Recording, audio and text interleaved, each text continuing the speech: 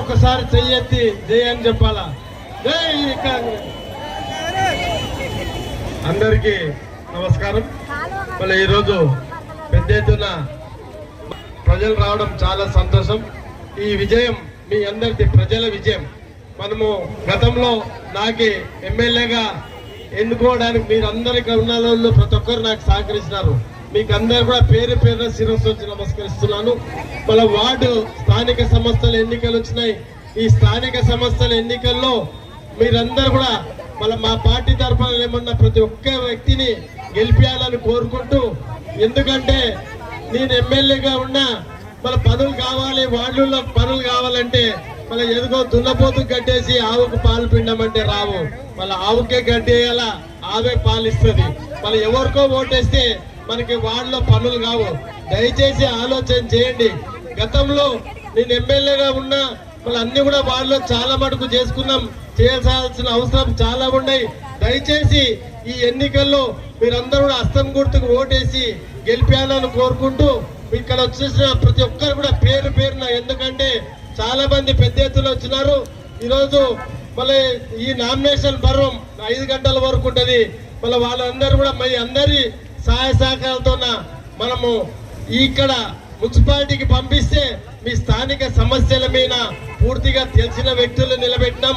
ఈసారి వాళ్ళు మీ సమస్యలను తీర్చడానికి మీ ముందుకు వస్తున్నారు. ప్రతి వార్డులో మీరు మద్దతు ఇవ్వండి.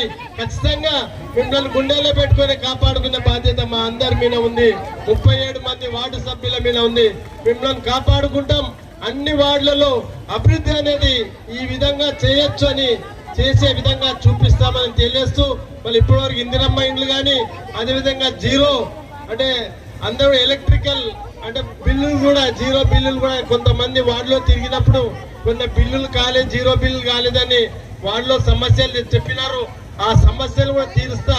ఖచ్చితంగా ఒక్కసారి నా మీద నమ్మకం పెట్టి 37 మందిని గెలిపేయాలని కోరుకుంటున్నాను.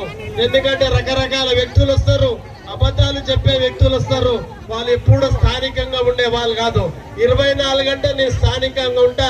అర్ధరాత్రి వచ్చినా మీకు నా ఇల్లు ఎప్పుడు తెరిసే ఉంటాయి. వాకిళ్ళు అర్ధరాత్రి వచ్చినా పని చేయడానికి సిద్ధంగా ఉంటా. వాళ్ళలాగా వీళ్ళలాగా హైదరాబాద్ లో ఉండి చెయ్యను, స్థానికంగానే ఉంటా.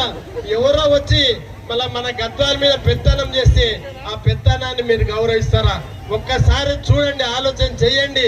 ఎందుకంటే అక్కడికి వెళ్ళి నిలబడిన స్థానికులు కాదు, ఎక్కడికి వెళ్ళి వచ్చి మన మీద పెత్తనం చేసే విధంగా, గద్వాల తాలూకా మీద పెత్తనం చేసే విధంగా ప్రయత్నాలు చేస్తున్నారు.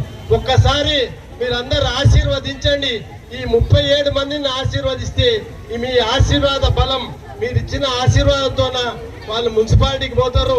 మీ స్థానిక సమస్యల మీద కూలంకషంగా చర్చించి మీ అభివృద్ధికి అండగా ఉంటారని తెలియజేస్తూ మరొకసారి, ఎందుకంటే ఈరోజు శుక్రవారం మన మైనార్టీ సోదరులకి, ఈరోజు శుక్రవారం అందరు కూడా నమాజ్ పోయేది ఉంటది. వారికి అందరు కూడా ఈ సమయం అవసరం అవుతుంది.